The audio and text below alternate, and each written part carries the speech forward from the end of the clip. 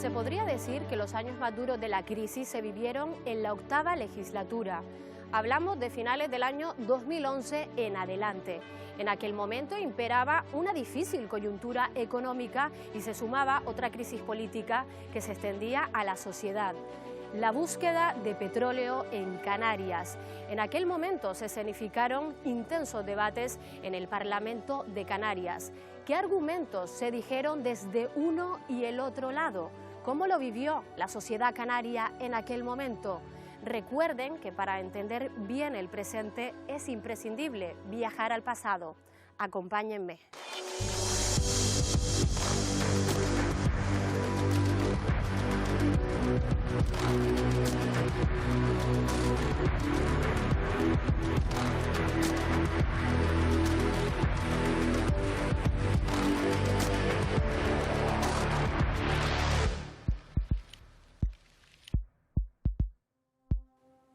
En el año 2011, cuando arranca la octava legislatura autonómica, empezamos a sufrir quizás, Ángeles, los peores momentos de la gran recesión económica que vivieron España y Canarias.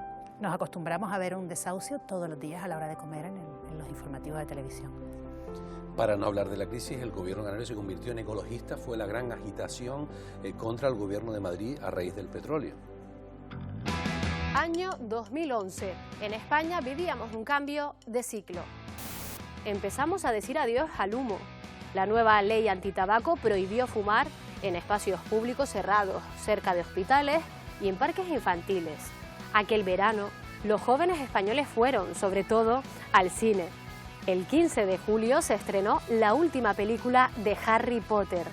Y solo en 3 días se recaudaron casi 6 millones. Un antes y un después para los cinéfilos y para la política mundial. En Túnez se desató la primavera árabe y con ella cayeron los regímenes autoritarios de Mubarak en Egipto y de Gaddafi en Libia. Con estos cambios, muchos expertos pensaron que Al-Qaeda había quedado fuera de juego y que el terrorismo yihadista se había debilitado. 10 años después del atentado contra las Torres Gemelas, el hombre más buscado del mundo, Osama Bin Laden, fue abatido por las fuerzas de Estados Unidos. After a firefight, they killed Osama bin Laden. Mientras tanto, en España se celebraron elecciones. El Partido Popular de Mariano Rajoy se alzó con la presidencia y terminaron así 2 legislaturas de socialismo. En medio del desgaste por la crisis y la falta de empleo, un canario pasó a estar en primera fila del Ejecutivo Nacional. José Manuel Soria se convirtió en ministro de Industria, Energía y Turismo. Una etapa que se recuerda especialmente en las islas por los broncos enfrentamientos. Lejos del acercamiento con las instituciones autonómicas, se marcaron las distancias entre el gobierno canario y el nacional. La sociedad de las islas alzó la voz y dijo no a las prospecciones petrolíferas. En aquel momento, el Parlamento de Canarias, los cabildos y los ayuntamientos hablaron con contundencia. El Ejecutivo, liderado por Paulino Rivero, pidió competencias al Estado para convocar un referéndum y frenar el proyecto. La legislatura avanzó, pero el clima de tensión se disparó.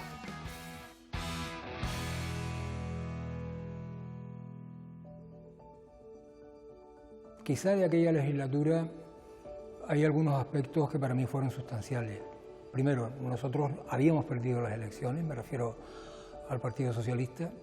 Se había roto la alianza entre el Partido Popular y Coalición Canaria en la legislatura anterior y efectivamente nosotros éramos la fuerza que podía hacer decantar las cosas para un lado o para otro, salvo que ellos dos se volvieran a poner de acuerdo, me refiero al PP y a Coalición Canaria. Ambos líderes me llamaron y yo, después de consultarlo con la federal y con los órganos del partido en Canarias, se decidió intentar un pacto con Coalición Canaria. Intentarlo porque hacía muchos años que ese acuerdo entre estas dos fuerzas políticas pues se rompió y no había confianza suficiente. Lo que hicimos en aquel entonces tanto Paulino Rivero como yo, fue darnos un tiempo en el que analizáramos qué nos unía y qué nos separaba, y ponerlo por escrito, antes de tomar ninguna decisión. Después de todo eso vino el acuerdo de gobierno y después de todo eso vino también el reparto y la distribución de las responsabilidades del gobierno. Las elecciones de 2011 se celebran en un clima muy condicionado por la situación económica de entonces, que era casi estaba viviendo los peores momentos de la crisis económica, que ya acumulaba unos años. Son las elecciones en las que gana el Partido Popular en Canarias, es la primera, la única vez que ha ganado el Partido Popular en las islas, y pese a ello, o quizá por ello, a veces esta ley en política se da, no consigue formar gobierno y se va a la oposición porque se produce un acuerdo entre Coalición Canaria y el Partido Socialista. Que suceden, recordemos, unas elecciones en las que Paulino Rivero tampoco ganó López Aguilar y monta gobierno con Soria. En la siguiente ocasión se da la vuelta, se repite la presidencia, pero con un socio diferente. Claro, Paulino Rivero llegó a ser presidente 2 legislaturas, 8 años, quien más ha estado en el cargo sin haber ganado ninguna de las 2 elecciones. Por tanto, es una especie de tradición canaria, tipo romería, eso de pactar con el que pierde para que no darle la presidencia a quien gana. Porque Coalición Canaria se ocupa el centro del tablero y se aprovecha de que PP y PSOE son fuerzas que no van a pactar. O sea, que se considera antinatural incluso, ¿no?, que PP y PSOE pacten en el gobierno. Esto es una ventaja que ha tenido Coalición Canaria, ¿no? En aquellos años, sin embargo, la verdad es que casi estar en el gobierno era un problema.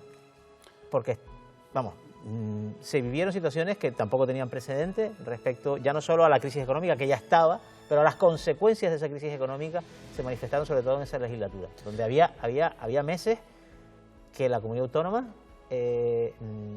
estaba apurada para pagar la nómina de sus funcionarios y se produjeron recortes en el salario de los funcionarios, se produjo la congelación de las pensiones.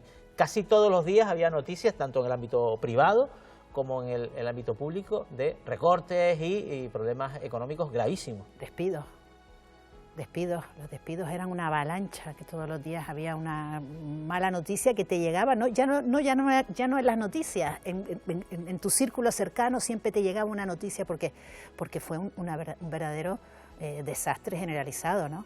Y después los recortes que se aplicaron en las administraciones, pues generaron a su vez nuevos problemas que algunos de ellos todavía no se han resuelto, ¿no? Recuerden una palabra que se llegó a usar, igual no muy correcta, austericidio. Se usaba mucho en esa época refiriendo a esas políticas que venían ya de Europa y que básicamente la receta siempre fue recortar. Por tanto, se era más duro, se recortaron las políticas sociales cuando más necesarias falta hacían. Por tanto, lo contrario de la crisis de la COVID, que se apostó por apoyar el crecimiento económico, ¿no? En ese contexto, ese gobierno, en situación de dificultad, curiosamente, es uno de los pocos de la historia autonómica que ha durado los 4 años sin mayores sobresaltos. Bueno, un buen acuerdo entre 2 personas que se entendieron bien, ¿no? Muy bien. Que fueron Paulino Rivero y José Miguel Pérez, ¿no? Y una unidad de criterios, una armonía a la hora de aplicar pues las políticas que pudieron aplicar, ¿no? Bueno, y entendiendo también la personalidad de José Miguel Pérez, que fue vicepresidente de ese gobierno. Y no era, no era un gran líder político, no era muy visceral y aceptaba ese papel más subalterno que es el que le daba Coalición Canaria, ¿no? El episodio más duro, exclusivamente canario de ese momento, fue la gran controversia que se produjo en esa legislatura sobre la decisión que tomó el gobierno de Mariano Rajoy de autorizar las prospecciones de petróleo de la empresa Repsol en aguas de Lanzarote y Fuerteventura. Y aquel episodio, la verdad es que levantó, ríos de tinta y una controversia y una conflictividad enorme. Una gran movilización social, por cierto, e institucional. En Canarias casi todos los cabildos se pronunciaron, ayuntamientos en contra de esas prospecciones, ¿no? Donde el PP no tenía mayoría garantizada, salían mociones en contra. Y es verdad que había un rechazo social y un movimiento ecologista fuerte en contra de esas prospecciones y que al PP y a José Manuel Soria le daba absolutamente igual.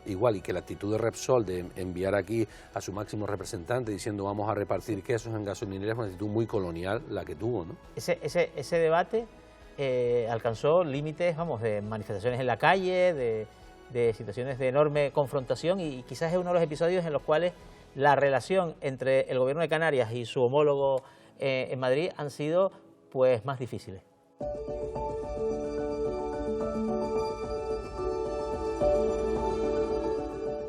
Efectivamente, todo lo que supuso reducciones fue muy difícil porque había que... Las decisiones de los consejos de gobierno, las decisiones de este Parlamento con los presupuestos eran difíciles porque no se decidía dónde vamos a mejorar los presupuestos en esta legislatura o en este ejercicio autonómico, ¿no? Las decisiones que tenías que afrontar era dónde recortamos, ¿sí? ¿Qué es lo que consideramos que no es imprescindible para aplicar recortes para que los servicios sociales, la sanidad y la educación no sufrieran tanto, ¿no? Y eso eran batallas, ¿no? Batallas increíbles porque, claro, cada vez que tocabas con la tijera para hacer algún recorte, siempre sabías que había alguna infraestructura, algún equipamiento, algún servicio que iba a haber reducido su avance en los próximos años. Ángeles, ¿los recortes eran la única opción para el gobierno? ¿Pudieron hacer algo más frente a la crisis? Bueno, date cuenta que el gobierno de Canarias no era independiente en esto, ¿no?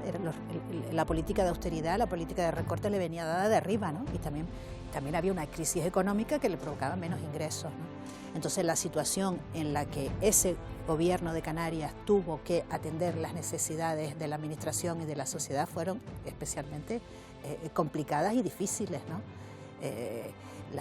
Hubo recortes en todos los ámbitos, en el sueldo de los funcionarios, en las pensiones, incluso pues se llegó a jubilar a médicos que a una edad obligados a jubilar a unos médicos especialistas en un momento en que llegan a su máxima capacidad profesional, ¿no? Era uno de los elementos que recuerdo que fueron realmente no se entendía cómo estamos dilapidando esta sabiduría, ¿no? ¿Recuerdas la sociedad en aquel momento? Estábamos afectados en todos los sectores, pero quizás había algunos que estaban en peor situación en Canarias, sectores que necesitaban más ayuda todavía. Claro, los que estaban en peor situación son los que llegan a este momento en una situación más vulnerable, los que tienen menos ahorros, los que ganan los sueldos más bajos, los que son despedidos y no tienen un colchón en casa o una familia que los pueda acoger. En aquel momento, una de los elementos que se convierten en esenciales es la pensión del abuelo. Las pensiones de las personas mayores se convierten en el refugio para muchas familias, porque hubo familias que se quedaron literalmente sin ingresos. ¿Cambió todo por completo desde aquella crisis? Bueno, aprendimos algunas cosas, ¿no? Una de las cosas que parece ser que aprendimos es a la hora de afrontar la crisis, ¿no? Esta última crisis que hemos vivido a raíz de la pandemia la hemos afrontado de una forma literalmente diferente, ¿no? No se ha practicado la austeridad, sino que se ha practicado exactamente lo contrario, ¿no?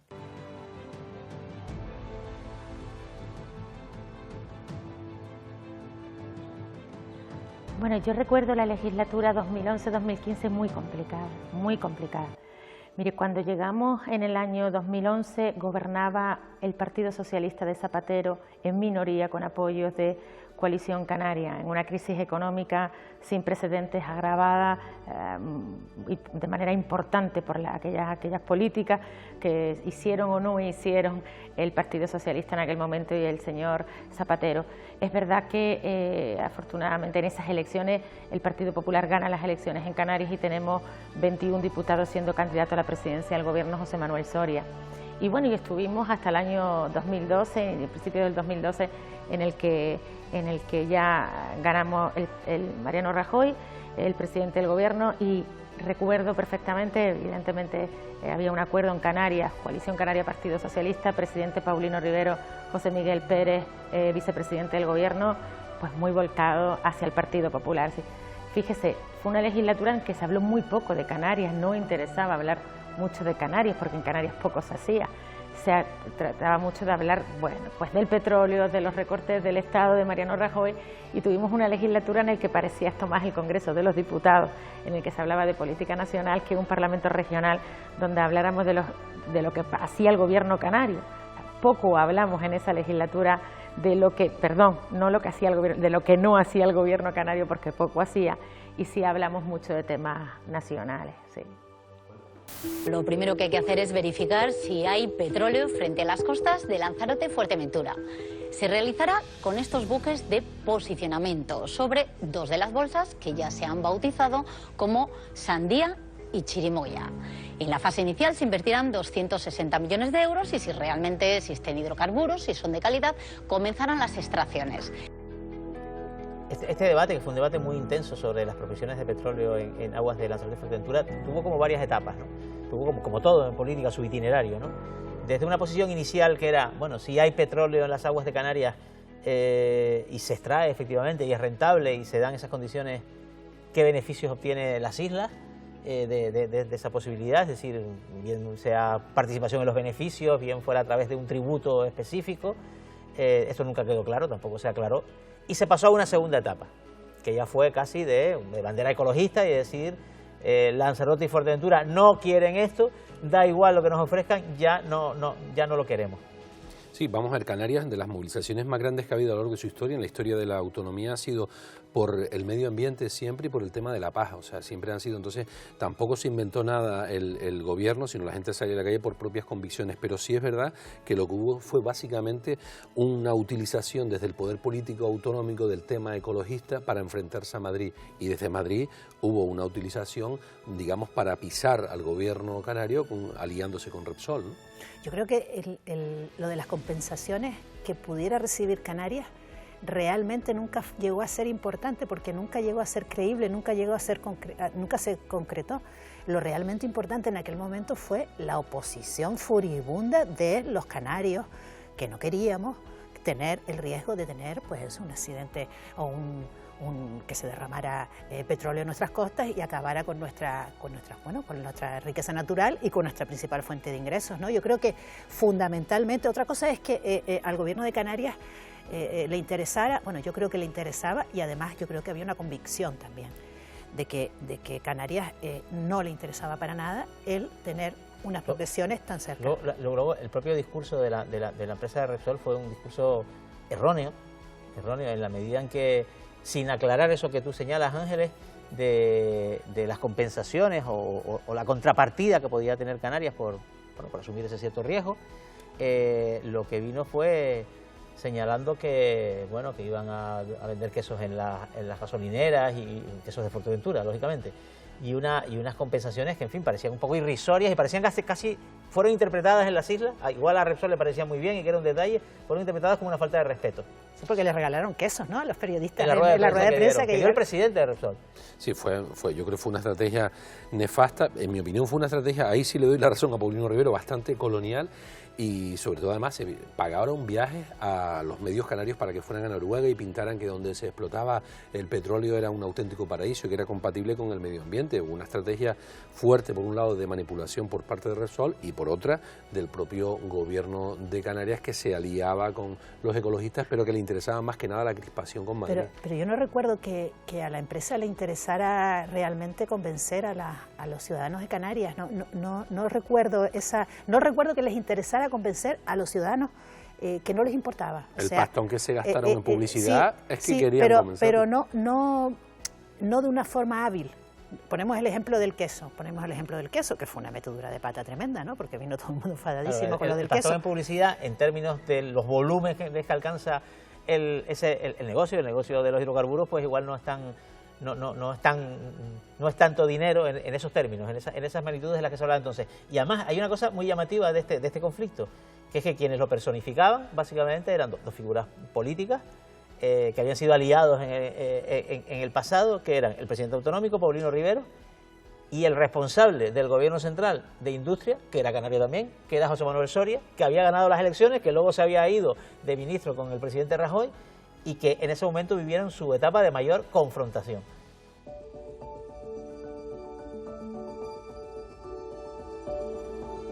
Bueno, fue emocionante porque yo no había estado nunca de parlamentario y también pensé que el Parlamento era un ámbito en el que nos iban a controlar y eso nos daba mucha seguridad, íbamos a tener un respaldo y un apoyo para lograr un objetivo.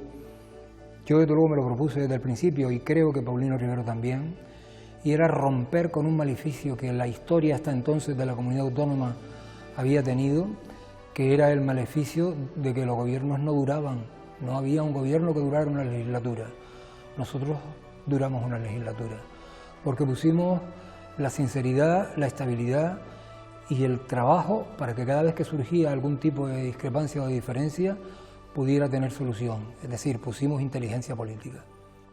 Juan, imagen histórica, en el Parlamento Paulino Rivero y José Miguel Pérez, dos siglas políticas unidas, Coalición Canaria y el PSOE, en un pacto hasta aquel momento sin precedentes. Sin precedentes porque acabó a los 4 años, agotó la legislatura, estando todos los consejeros que comenzaron, se mantuvieron y hubo estabilidad.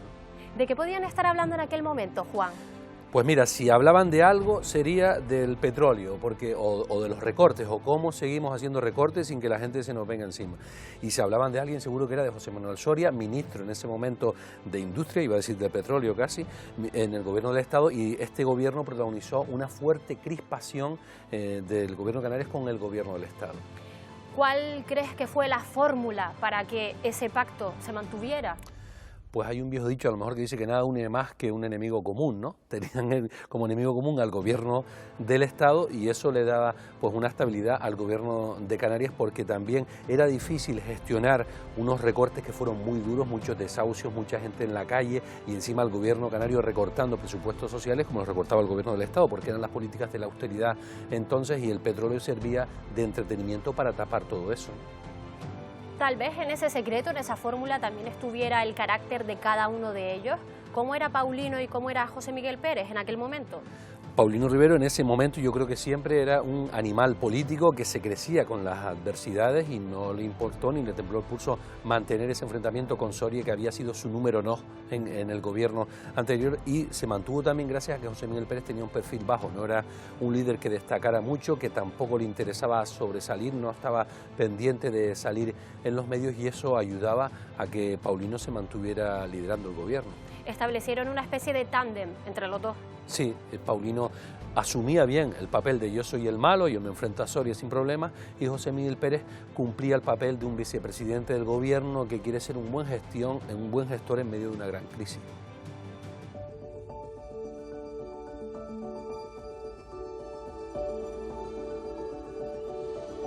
Las relaciones Canarias-Estado, 2008 en adelante, efectivamente aquí teníamos un gobierno distinto al de Madrid.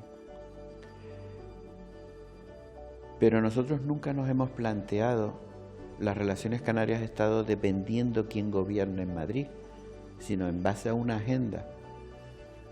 No tiene que ver el interlocutor, quién gobierna en Madrid, si el PSOE, el PP o cualquier otro tipo de coaliciones electorales en Madrid. Lo importante es si nosotros tenemos claro cuáles son los elementos que tenemos que defender ante el gobierno de Madrid. Y por supuesto, el diálogo y el consenso y también la reivindicación contundente cuando haya que ponerla sobre la mesa tiene que ser igual independientemente de quién gobierna en Madrid, porque en Madrid son muy jacobinos. Esa visión de centralidad que se tiene desde Madrid, que todo el resto saliendo de Madrid es pura provincia, ¿no? Somos provincianos, somos aldeanos, se sigue manteniendo en el siglo XXI en muchos ministerios del gobierno de España. El movimiento del 15M, que aparece en 2014 y que quiere reinventar un poco la política, es un movimiento, dicho con una palabra que lo intente definir, transversal, que lo forma gente de muy diverso origen, y es un reflejo también del malestar que se daba entonces con las consecuencias de una crisis económica que ya había arrancado en 2008 y se había prolongado durante 6 años con unas consecuencias muy duras. Y una peculiaridad del 15M es que casi nadie lo vio venir, o yo no sé si ustedes lo vieron venir. Con esas proporciones no, desde luego que no. O sea, yo tengo una anécdota que es hay un domingo por la tarde en la que se empieza la manifestación que se había producido en Sol, en Madrid, se produce en el Parque San Telmo, en Las Palmas de Gran Canaria. Y yo casualmente estoy por la zona y empiezo a ver llegar oleadas y oleadas de gente, ¿no? Y realmente muy sorprendida, ¿no? Llamaba al periódico, yo trabajaba entonces en Canarias 7, oye, ¿qué está pasando esto? Es que fue realmente asombroso. Y era algo distinto porque era intergeneracional, una de las características. Yo también estuve por el Parque San Telmo y veía gente de distintas edades, no solo eran los jóvenes que se movilizaban o los viejos por las pensiones. Yo creo que fue un movimiento a nivel del Estado de las víctimas de la última crisis financiera, de esa gran crisis financiera de 2008, que se resistieron a decir ¿por qué tenemos que pagarla nosotros? Porque las políticas europeas y las políticas españolas y la política autonómica canaria hicieron que querían que pagaran los más débiles. Se vio la gente desahuciada, la gente en la calle, y esa gente al final logró empoderarse y logró organizarse para decir no tenemos por qué, y por eso decían luego a los políticos no nos representan, porque los políticos actuaron como representantes de la banca, o sea, las fuerzas de seguridad aparecían para desahuciar a la gente, al contrario que ahora que se habilitaron políticas para frenar los desahucios. Si quiere realmente transformar la realidad, se convierta en un partido político o en una plataforma política, porque si no al final se queda simplemente en la protesta. Ustedes con el paso del tiempo, que ya, en fin, esto fue en 2014 y desde luego ha traído consecuencias políticas muy importantes en España y en Canarias, el balance que harían de los logros o los resultados que ha conseguido ese movimiento, ¿cuál sería? Hay una parte positiva, algunas y muchas ilusiones se cumplieron, se cambiaron políticas de vivienda, se frenaron desahucios, se han llevado a hacer políticas de impuestos contra la banca, eso era impensable antes de eso, ¿no?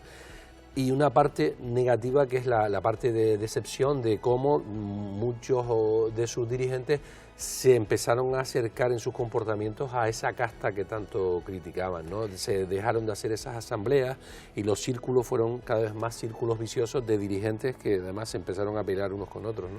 Yo creo que una de las cuestiones es que metió las instituciones, en los parlamentos, en el Congreso, metió a una parte de la sociedad que nunca había estado.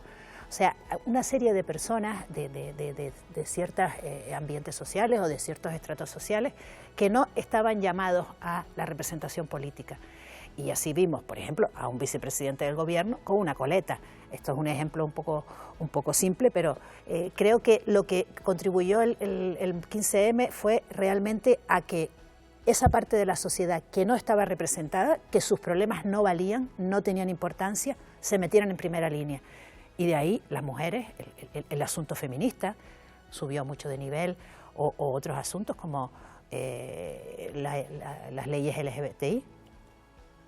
Eso incluido en Canarias, también se ha producido esa traslación, esa evolución, esa materialización de lo que podía ser un movimiento de protesta a resultados concretos. Sí, en esa línea que estaba comentando Ángel, prácticamente buena parte de los fundadores del movimiento LGTBI en Canarias entraron en el gobierno de Canarias a través de Podemos, activistas, ¿no? Por primera vez los activistas dejan de ser activistas y pasan a tener despachos, y ese cambio se vivió en Canarias. Claro, y ser activista... Y comenzó entonces, o sea, dio sus primeros pasos en esa legislatura. Sí, pero la dificultad de estar a la contra a estar tú formando parte y tener que tomar decisiones, ¿no? En esa contradicción de ser activista y después... Sí, pero en Canarias fue más lento, quiero decir, no entró en el gobierno. En Canarias hay una legislatura en la oposición de Podemos, entonces no entró directo, sino que fue en la segunda legislatura, en este Pacto de las Flores, cuando entra en el gobierno, ¿no? Lo que sí estamos creo que todos de acuerdo es que el movimiento 15M, con su definición y su posterior desarrollo, sí cambió algunas reglas del juego en el tablero político español y canario.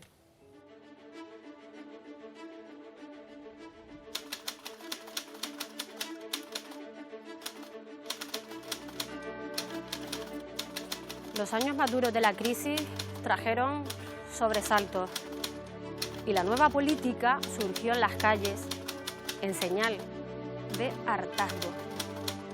Aquí en Canarias surgió otra crisis. Petróleo sí, petróleo no.